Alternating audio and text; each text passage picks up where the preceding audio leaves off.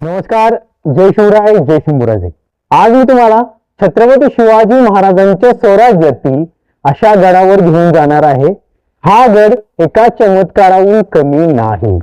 कारण सह्याद्रीच्या डोंगरावर असलेला हा गड जमिनीच्या आतमध्ये बनवलेला आहे. त्यामुळे शत्रू डोंगराच्या जवळ येऊन सुद्धा शत्रूला हा गड कधीही दिसला नाही.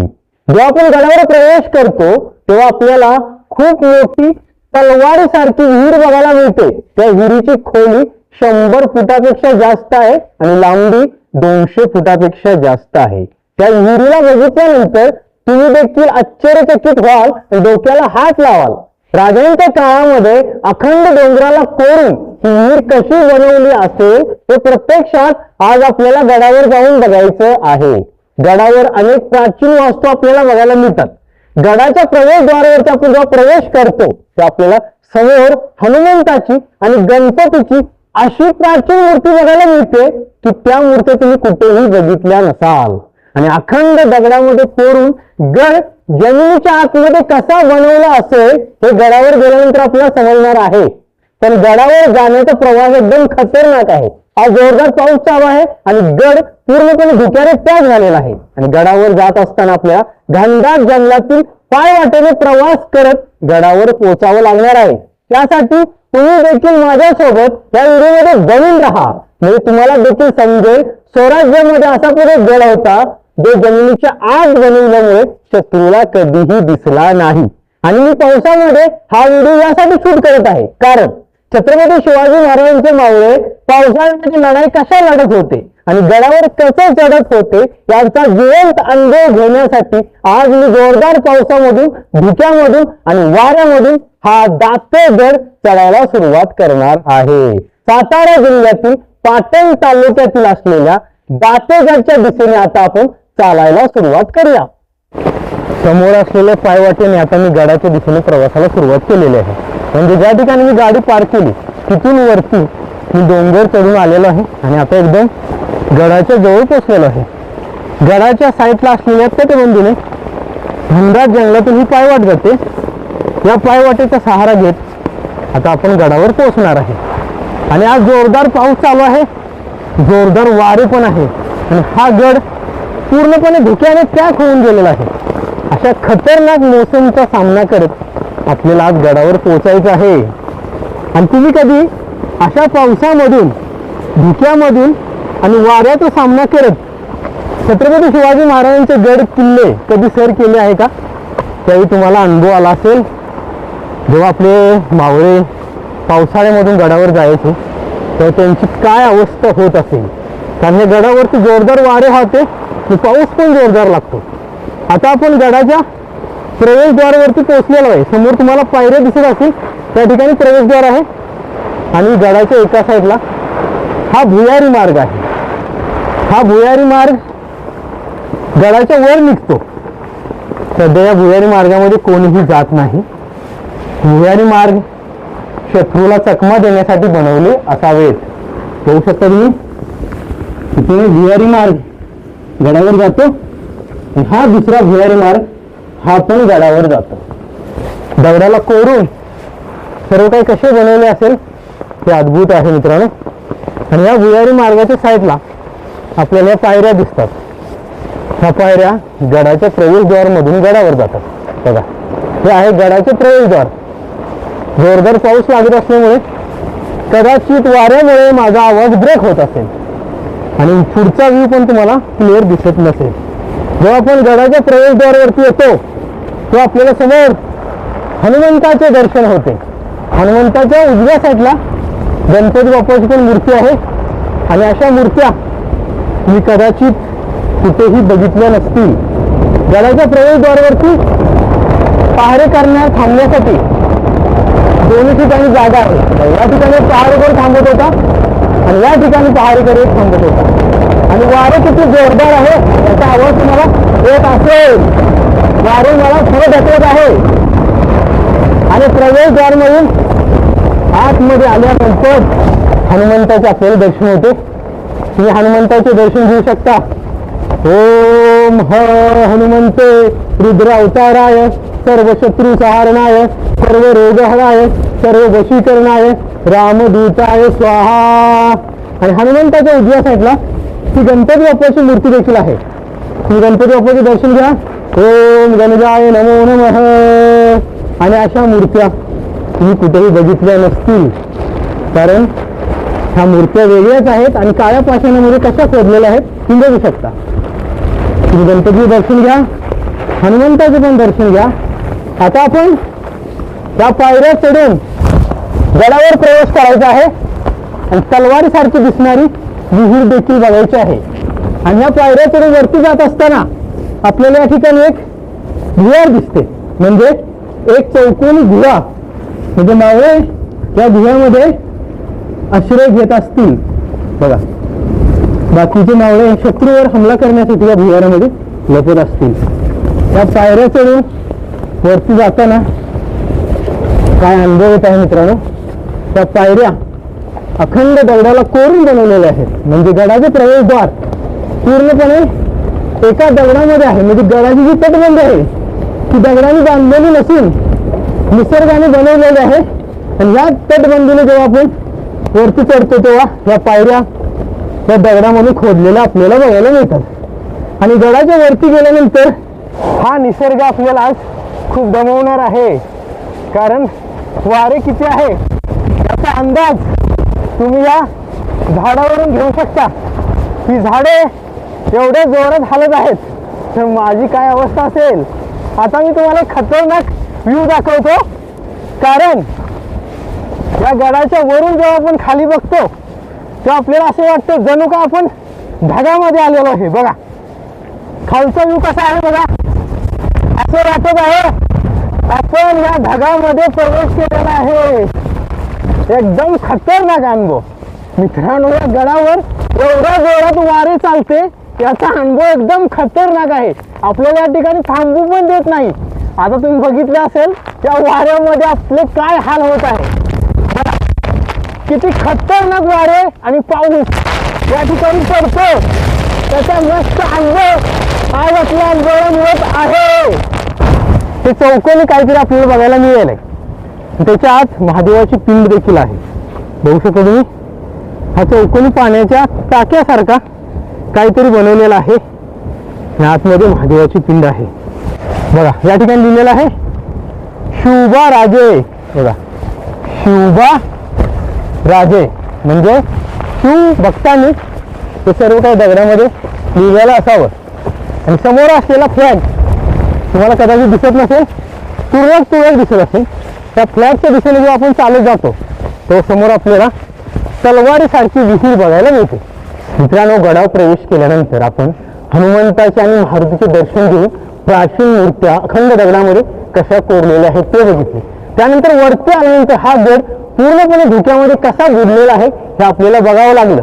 जोरदार वारा, पाऊस आणि धुक्याचा सामना करत मी फायनली गडावर असलेल्या तलवारीसारख्या विहिरीमध्ये प्रवेश करत आहे. विहिरीमध्ये जाण्यासाठी आपल्याला 100 पायऱ्या उतरून खाली जावं लागतं. अखंड दगडामध्ये कोरलेल्या ह्या पायऱ्या कशा आहेत बघा. आणि या विहिरीमध्ये प्रवेश करताना आपला आवाज घुमतो. यावरून तुम्हाला अंदाज आला असेल ही भव्य विहीर अखंड काळ्या दगडाला कोरून कशी बनवली असेल. खाली उतरण्यासाठी ज्या पायऱ्या आहेत त्या पायऱ्याच्या वरती पावसाळ्यामध्ये शेवाळ आलेले आहेत, त्यामुळे पाय घसरत आहेत. त्यामुळे मी खाली बघत आणि सावधगिरी बाळगत त्या विहिरीमध्ये प्रवेश करत आहे. जेव्हा आपण विहिरीमध्ये प्रवेश करतो तेव्हा आपल्याला एका गुहेमध्ये शंभू महादेवाची पिंड बघायला मिळते. महादेवाचे दर्शन घेतल्यानंतर आपण समोर असलेली तलवारीसारखी विहीर आतमधून कशी आहे आणि विहिरीमध्ये पाणी कसे आहे हे देखील बघायचं आहे.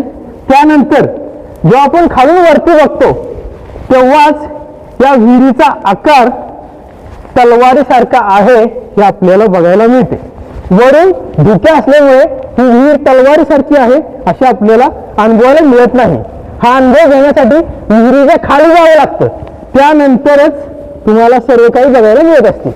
आणि या दगडाला हात लावल्यानंतर मावळ्यांची आपली आठवण येते. त्या शूरवीरांनी हा अखंड दगड कोरत असताना त्यांच्या छिन्नी आणि हातोडीच्या निशाणे त्या दगडावर आपल्याला बघायला मिळतात. म्हणजे स्वराज्य निर्माण करणे एवढे सोपे नव्हते. खूप हार्ड परिस्थितीतून मावळ्यांनी हे गड किल्ले निर्माण केले, ज्याच्या निशाणी आपल्याला बघायच्या असतात तेव्हा प्रत्यक्षात गडावर यावं लागतं. आणि आता मी फायनली तलवारीसारख्या विहिरीजवळ असलेल्या महादेवाच्या गुहेतील मंदिराजवळ पोचलेलो आहे. म्हणजे या ठिकाणी आल्यानंतर वेगळीच फिलिंग अनुभवायला मिळते, कारण या ठिकाणी कुठेही माणसे नाहीत. आज रविवार असल्यामुळे पर्यटक सुद्धा या ठिकाणी आलेले नाहीत.